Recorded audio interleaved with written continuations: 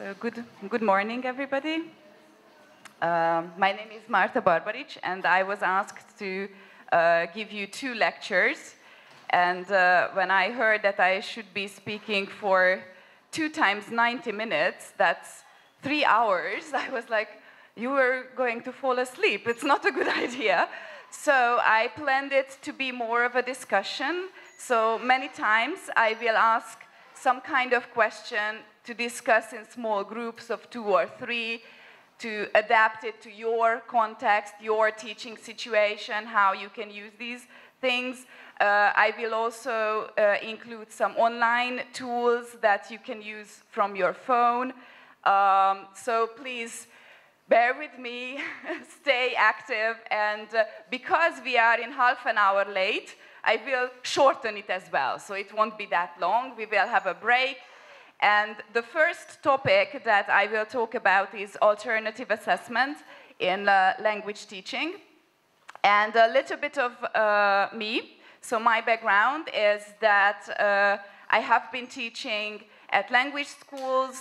I have a degree of teacher of mathematics and English, so if you would like to have a math lesson, I'm very happy to give a math lesson as well. But now let's talk about language teaching. I also taught for 7 years in a secondary school, in a bilingual high school, where I taught English, mathematics, and mathematics in English as well. And I started my PhD in language pedagogy in 2017 here at ELTE. And from 2021, I have been teaching at the Department of English Language Pedagogy. So, I am interested in who you teach, okay? So I would like to get to know you a little bit. So please raise your hand if you teach primary school students. Anybody teaching in primary school? Yes, some, okay. Secondary school students? Yeah, a little bit more. University students? Oh, loads of people, okay, okay. Adults in groups, so like in language schools. Yes, okay. One-to-one tutoring.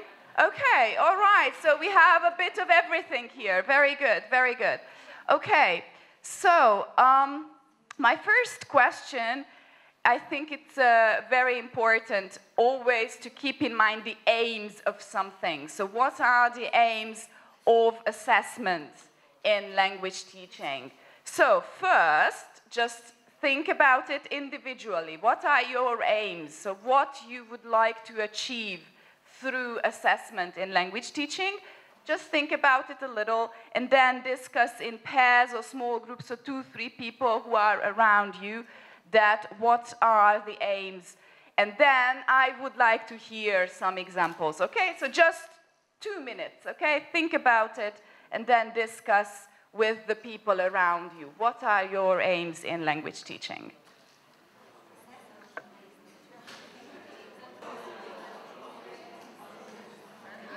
So I wanted to say in the beginning, but of course I forgot, that one of the things that you can use if you teach a big group of people and you would like them to talk and then you would like them not to talk is to introduce this sign of the silence. So if you see me, that I put my hand up, then please also you raise your hands and stop the talking.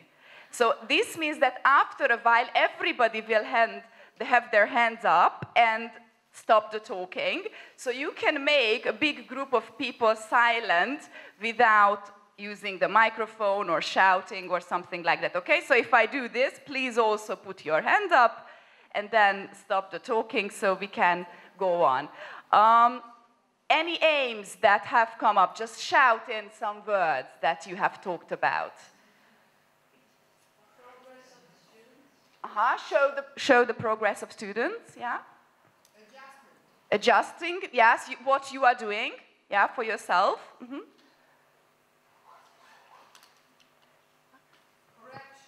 Correction. Correction, very good, yeah.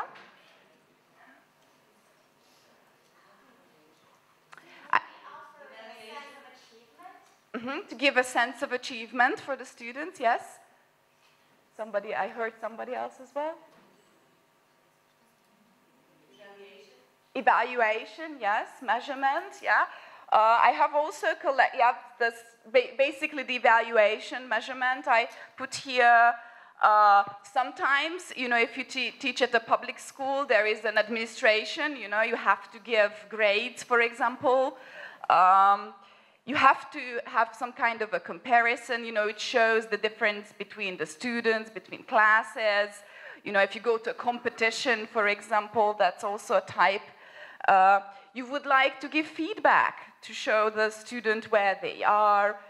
Yeah, I actually realized that I have this, yes. Maybe you would like to help the students, support them in some ways.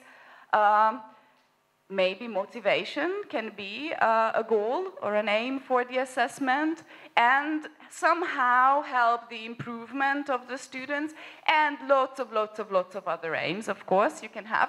But I think that this shows that assessment have a big variety of aims that you can reach.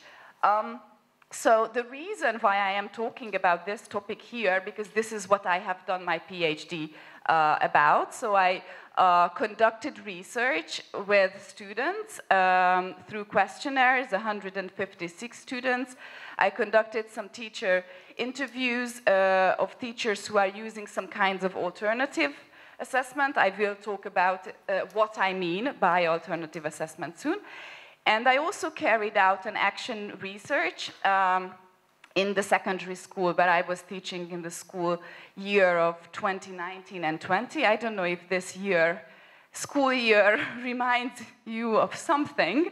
This was the lovely school year when the pandemic happened, so it was very interesting for me that I was conducting my research in the school, and we had to go online and change everything that we were doing. So basically for me, it made my research much more interesting to look at how assessment happens in the school, and also if you have an online situation. So I will talk a little bit about that too.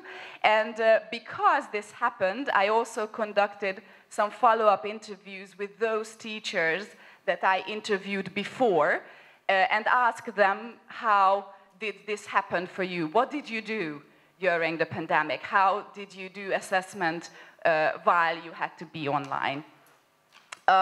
So when I was looking at the literature review for my PhD research, I found an article from 1912. So it's more than 100 years ago, 111 years ago, on the abolition of grades. And there is a little quotation that I chose here, that the child's knowledge is individual. Therefore, it is not possible to grade fairly with 5 numbers. In the Hungarian public education, you have to grade everything from 1 to 5. 5 is the best, 1 is failing. So everything is graded. You are a 1, 2, 3, 4, 5. So they say that grading is a crime against the student. After that, the president summarized the discussion and suggested that grading should be generally condemned, and to put on the agenda of next year's Congress how assessment could be carried out in a different, more appropriate way. So that was 111 years ago. And what happens in the Hungarian schools is still the same. So we are giving this 1, 2, 3, 4, 5 grades to students. And this was how I defined alternative assessment. So assessment that is different from this 1 to 5 grading. So something else that we do to achieve these different kinds of aims that we have just talked about, because many times these aims cannot really be achieved by giving a grade 3. So it won't motivate, maybe it will, I don't know, students, or it cannot achieve lots of different aims. So this is why I defined alternative assessment from being this just giving a 1, 2, 3, 4, 5 grade to somebody. So I would like to ask you now that what is your greatest struggle, something that you would like to solve as a teacher in connection with assessment now? My struggle was when I started teaching that I thought that these 1 to 5 grades are not enough for me to, assess students, to give feedback, to reach those aims. So what are your struggles? What would you like to achieve through your assessment in connection, in connection with assessment? Again, think about it individually, then discuss a little bit in your groups 2 or 3. And I would like to introduce an application. I don't know if you have ever used Mentimeter, which you can write in your answers and it will appear on the screen, okay? So first, just think about it, okay? So what is your struggle? What is your problem? Would you like to solve anything about assessment? Or maybe you are 100% satisfied with your assessment and there is nothing, but maybe there is something that you would like to focus on, and maybe I can help with this presentation to change that or to help or solve this problem. We will come back to it at the end. Okay, so now just first individually and then discuss it in small pairs, and I will start this Menti meanwhile. Now that you have automatically became silent, and I'll read out some. So we have the grades, the connection, passion, the personal improvement, motivation, parents support, to enhance skills instead of the factual knowledge, more formative assessment. The students nowadays do not think of assessment as something important, something more, they tend to neglect it, so the assessment doesn't work as a way for motivation or improvement. Again, these individual differences, that the psychology of each student is different, so it's hard to measure everything the same way when they are different. Make assessment motivating. Again, the motivation comes in. So thank you very much for these answers. If you feel like still, you can send in or just make a mental note, and then we can come back to the end whether you have got any kind of tools or anything that would help in these kind of struggles or problems that have come up. Mm-hmm. Oh, it starts from the beginning? Okay, never mind.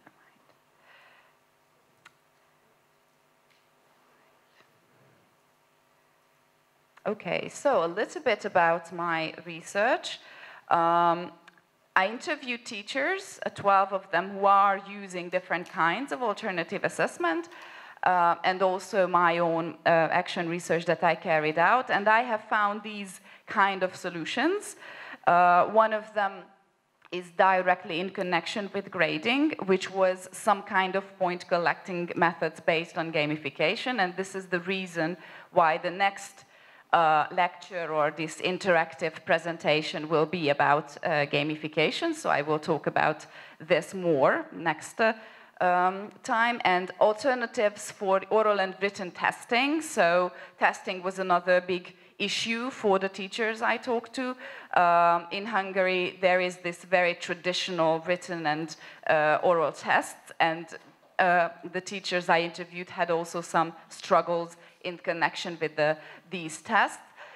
So they come up with some alternatives for that, different activities that help processing the material, and then further methods such as diagnostic assessment, peer assessment, self-assessment, feedback from the teacher to the students, and the different alternative assessment methods that were used during this emergency remote delivery when we had to go online because of the pandemic. So this is kind of an outline that these are the things that we will look at in the next part of the presentation.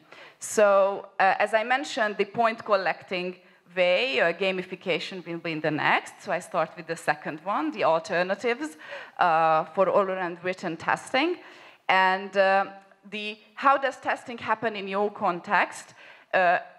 I would have planned a little bit of discussion about this, but because our time is very short, I will just go on to the solutions which I heard from the teachers that I interviewed. One of them was that it's in the traditional Hungarian way, the teacher calls out the student by chance, so the students are sitting there being afraid that, oh no, who will be called out to have this oral test in front of the whole class. So instead of these teachers said that what if it's a voluntary thing? What if students can say that I would like to show what I know and not just, randomly called out. Even schedule it and frame it maybe as a presentation. So it's not a test, but it's a presentation. It can be live, okay? So like if you would like to give a presentation just like I do it now, students can do that too. Or recorded, and we are in the 21st century, so a lot of students love vlogging. So like creating video blogs, recording themselves talking about something. And I was very surprised how my beginner students who just started learning English created vlogs in English about different topics that they were interested in. I'm not old, but I'm old enough not to be enjoyed being recorded. So for me, it seemed very frightening. But for the younger generation, they love these kind of vlogging, not all of them, of course, but if they have the opportunity, some of them really enjoyed, like talking in English about something that they enjoy. The other thing, which is a very frequent Hungarian thing, these kind of pop quizzes, this comes from the American, when you have a random written quiz, okay, close your books, piece of paper, test. This is the surprise, sometimes punishment. So what if, instead of these, again, not very good feeling type of tests, it would be an opportunity to collect some extra points. I call it a mini point collecting opportunity. It's about a 10-minute long test for extra credit, including 2-3 questions about the material of the previous lesson. And then, if they do well, they collect points with it. If they don't do well, there is no punishment or very bad consequences. So it is an opportunity to increase, get a better grade, or have some extra credit. Online quizzes are really good at that. We will have one in the second one, so we'll do a little bit of a Kahoot game at the end. Test with increasingly more difficult tasks and optional challenging tasks at the end. So, the difference between the students is sometimes very big. And for this reason, what I found as a very good way of differentiation is that if you have the task starting from very easy ones and getting more and more and more challenging by the end, and maybe you draw a line that, okay, this first part is compulsory, everybody should know that much, but after that, this is the extra challenge. Can you do that? Are you, good enough? And then it can be a challenge for some, maybe for others, it's just the beginning that they can do.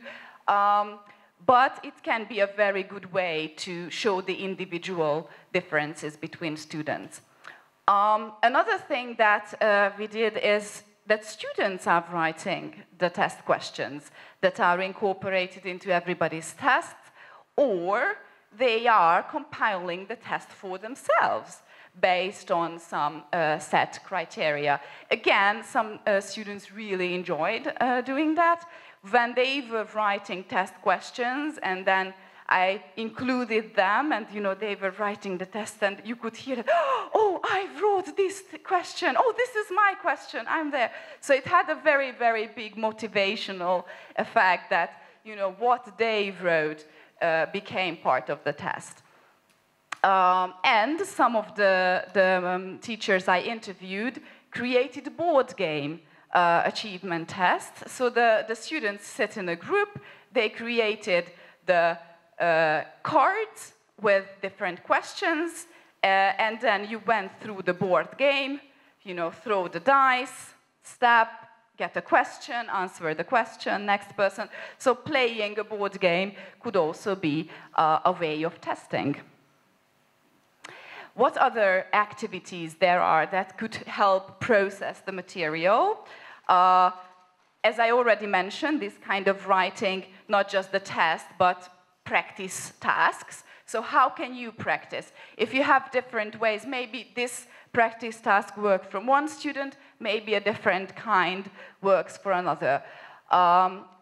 Learning apps is one of my favorite sites. Again, in the next presentation, I will show you this site, so we can have a look at that, and as I mentioned, the Kahoot as well. And what I found very, very motivating for students, if we can incorporate whatever they are interested in. A good thing about language teaching is that whatever you do in the target language, you are learning the language through that. So if somebody is interested in cars, and would like to talk about it, or write about it, or read about it, you can learn the language through that topic. I was teaching at a 9th grade IT class, and 16 boys, and they were very, very interested in video games. And I asked them to give a presentation about their favorite video game. It was at the beginning of COVID, and we just came online. And I was shocked that these beginner English speakers, very bad grammar, but 20-25 minutes, they shared the screen, opened the game, and narrated what was happening in the game, and explained the characters, explained the game, explained how it worked.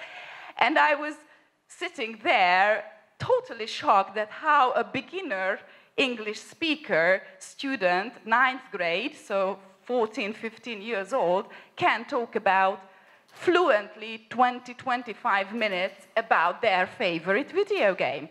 And after that, we said that, okay, now let's collect those words that are used, but not only in the video game.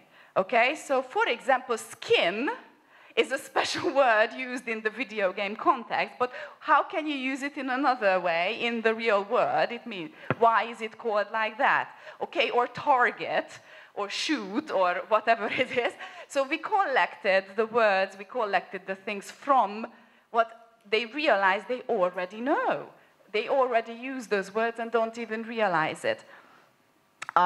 There are lots of different kinds of knowledge organizing tasks, like creating mind maps, charts, different visualization of the words, which can help students to memorize things, puzzles, crosswords, games, hangman, I don't know if you know, when you have to guess the name, taboo, when you have to guess a word and you cannot use other words when you are explaining that word.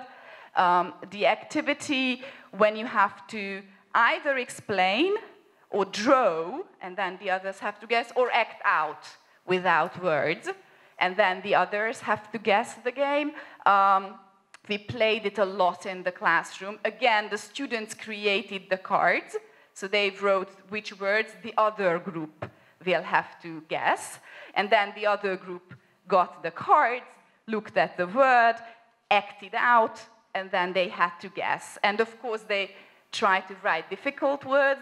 My condition was that those words are in connection with the material that we are learning.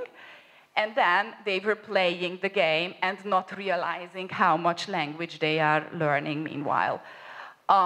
Group work, role play, drama, escape room activities. This is another very favorite. Creating posters, different projects, and I think that's all. Okay, so diagnostic assessment is another category. In the Hungarian schools, it usually happens in the form of placement tests. So you get a group of students, they write the test and see their language level. And then they got put into a group based on their language level to evaluate this pre-existing knowledge to determine the level that's most suitable for the students. But there are lots of other situations when it can be very, very helpful to do diagnostic assessment. For example, you would like to see how much they know, what is okay for them, what is not okay. You don't want to give a grade. You would like to get the information. Do we have to talk more about this? This is already okay, or it's not okay. What works for them?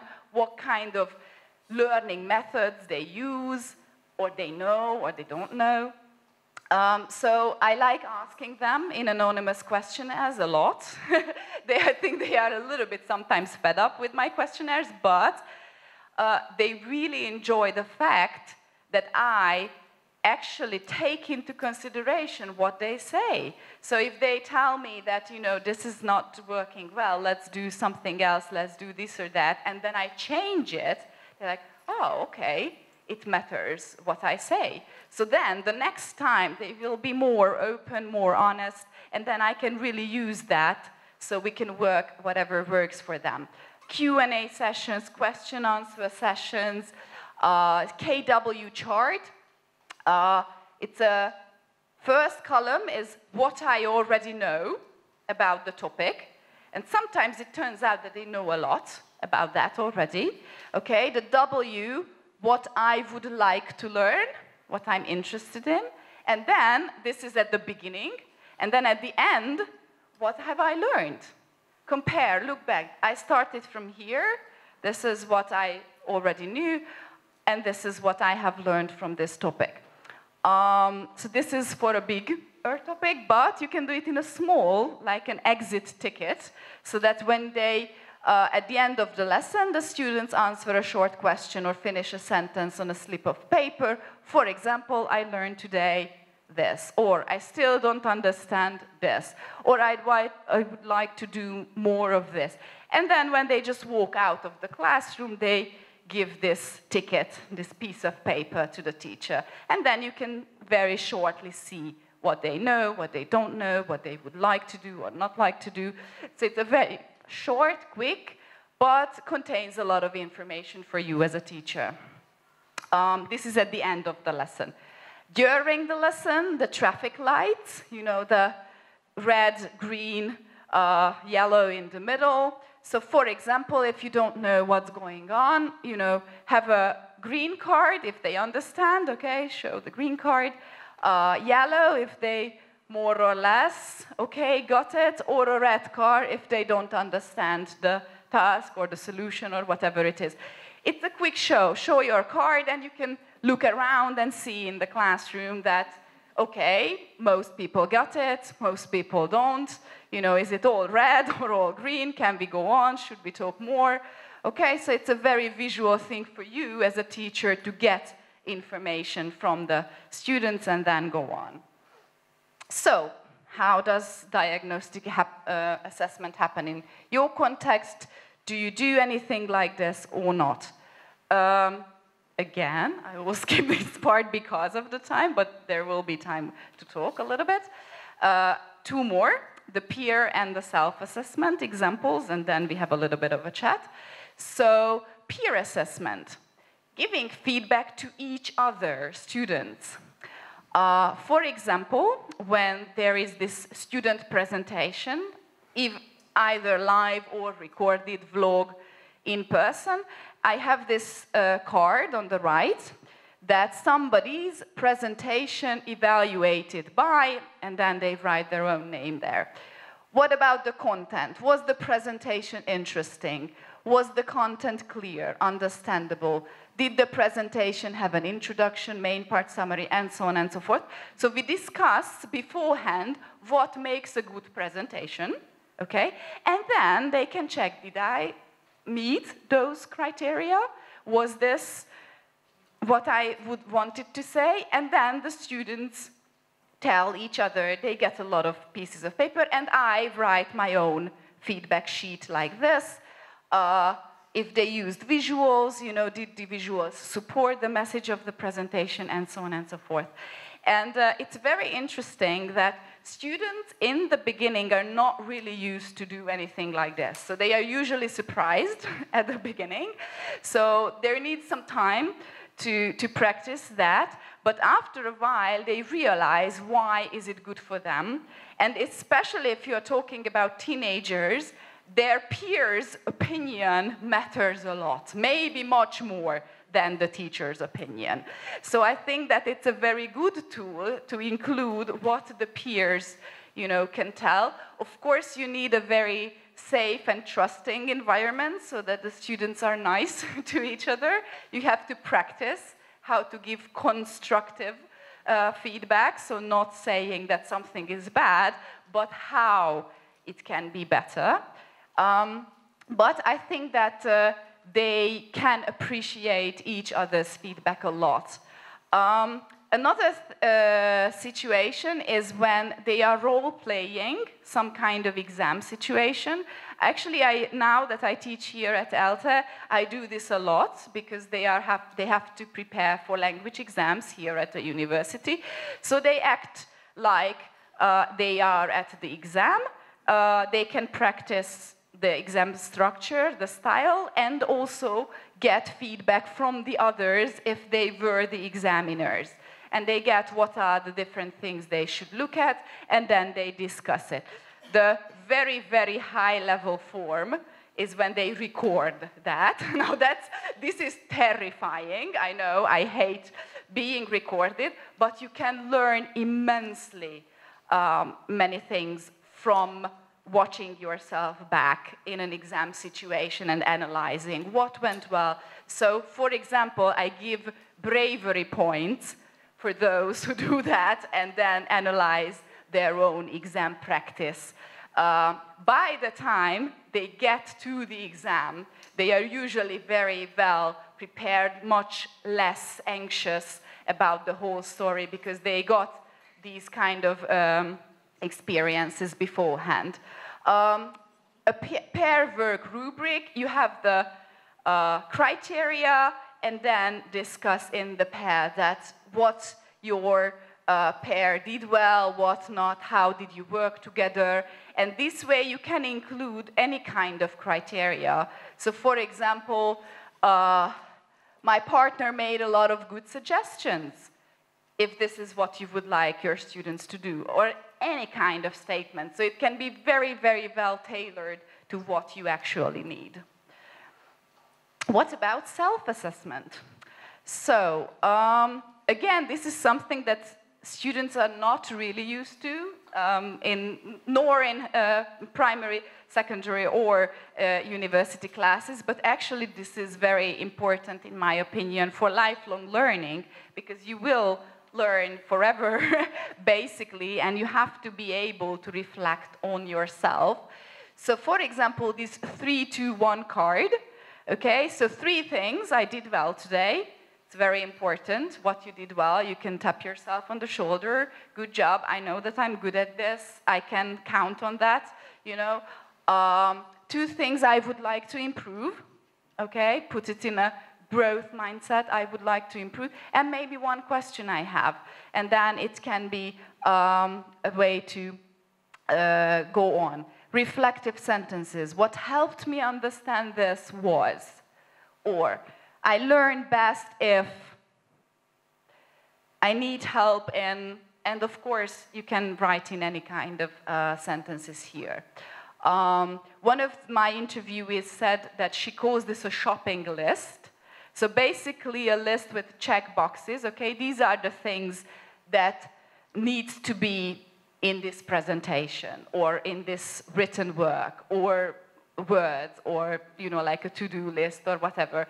And then you can just check if something is done or if something is correct. Very similarly to rubrics that, these are the criteria, this is what I would like to reach, this is if I'm not doing that well, this is if I do it well, and then you can look at it. And the picture shows a color coding learning path. Here on the left you have the students, and the students put a color in connection with the different tasks for themselves. Okay, the green, let's start with the yellow. The yellow, I'm a novice, I'm stuck, I don't know how to solve this. The red is I'm an apprentice, I may need help in a minute. The blue is I'm a practitioner, it's okay, it's good to go, the green, I am an expert, I'm done, and I can help others. And they go on with the task, check how they feel about that exact task, and then the teacher can also see this. So you can have, again, a visual. It's a little bit similar to the traffic lights of who is where, and if they can help others, for example. So now comes the talking part. Here I just wrote what kinds of peer and self-assessment practices do you use, if you use any. But we talked a little bit about, testing and the different other activities. So now have a little bit of chat with the 2-3 people around you, okay, about do you use any of these? Would you like to try any of these? What is your opinion about it? About 5 minutes, okay?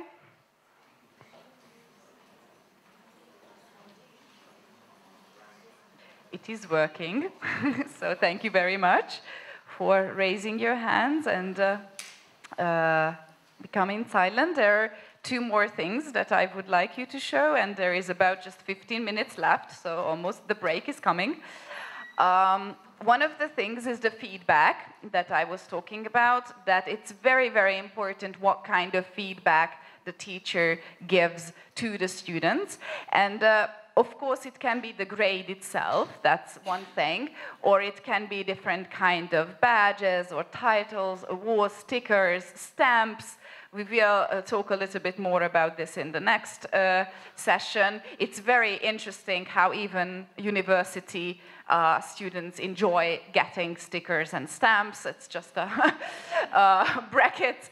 Verbal or written praise, telling students what they are good at, personalized cards, personalized feedback to them, highlighting what the strong points are, and this helping how to improve.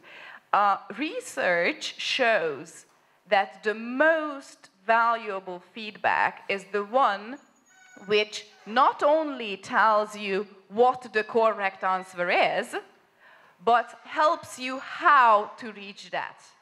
Okay, so often the feedback is only about what is good, what is not good, what is correct, what you got wrong. But what really makes the difference is if students get help in, okay, I got it wrong, but how can I get it right? So this is a key difference between the types of feedback that teachers give. It's just not only showing the correct version, but only giving some kind of help, some kind of instruction how to get there. Opportunities to try out different ways, to correct, to improve in a way that works for that particular student. So again, just in yourself, think about how do you get feedback. And the last thing that I would like to talk about is the alternative assessment during the emergency remote delivery period. So when we had to go online because of the pandemic. What I experienced in my practices and in those teachers that I have interviewed, that these kind of alternative ways worked very well during the emergency remote delivery as well. Only small modifications needed, but most of them we could absolutely continue. While, I don't know about your context, but in Hungary, the social media groups of teachers were full with the struggles of how to grade online, how to test, how to, make all the traditional testing and grading work in the online situation, because they don't really work. And I think that it's not a problem, it shows that what they are good for and what they are not good for. And maybe these other aims and other goals that needs to be achieved can be achieved through all kinds of other alternative assessment methods. So I don't know if you had to teach online what was your experience with assessment? Like, did you have to test? Did you have to give grades? Did you give feedback to your students? Could you include any of those? What worked? What didn't work? So these are some, thoughts that you can think through and maybe look back at. Now, again, we won't have time to talk about it in detail. But I would like to end by coming back to this struggle, okay? So what was the problem? What was the thing that you wanted to solve in the beginning? And maybe brainstorm some ideas, again, with the 2-3 people around you, that how any of these methods that you have just heard, or maybe others that just came to your mind, realized might be a solution for that problem. So please talk about it, and again, in the little groups of 2 and 3, and come back to this Menti that we started in the beginning.